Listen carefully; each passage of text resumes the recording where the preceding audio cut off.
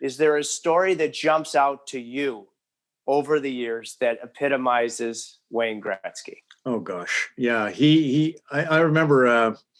Well, recently when Dustin Johnson won the Masters at Augusta, I was so excited. Not to drop names, but I texted Wayne. I can do that, right? And I wanted to congratulate him. And he sent me a little video that his wife Janet had shot that morning. They were all staying together in Augusta in a house they rented.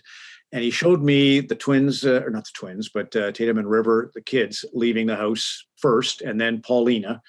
And then Austin is Dustin's brother. And Austin was wearing 99 on the back of the shirt underneath his caddy suit.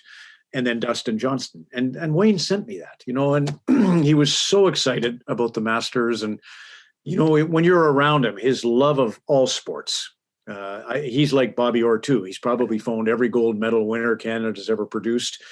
He loves sports. He was a great cross-country runner. People know he was a good ball player, but his best training was his cross-country running. That's where he got the big engine, the heart, that allowed him to play in the 87 Canada Cup, 3-minute shifts and not bat an eye.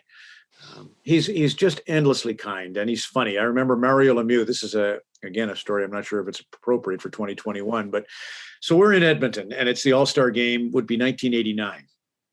And this is the first time that we're going to sit down, Wayne, with Mario and have an interview, because it was kind of getting out there that Mario was taking the mantle from the great one. So it would be a little bit of that, I wonder how their egos are going to coexist when they sit down together. And so Wayne was late, naturally. Mario and I are making awkward small talk, and Mario's looking at his watch. And when the hell are we doing this interview with Wayne Gretzky? And finally, Wayne walks in and he says, "Hey, I heard you did Playboy magazine this week." And Mario says, "Yes, I did." He says, "Have you ever done it?" "I absolutely did." He said, "I did it in 1985. They say it was the second bestseller to the Marilyn Monroe issue." Anyway, he says, "What happened to me, Mario, is I'll never forget it. The guy came to my house and he put a tape recorder on the coffee table.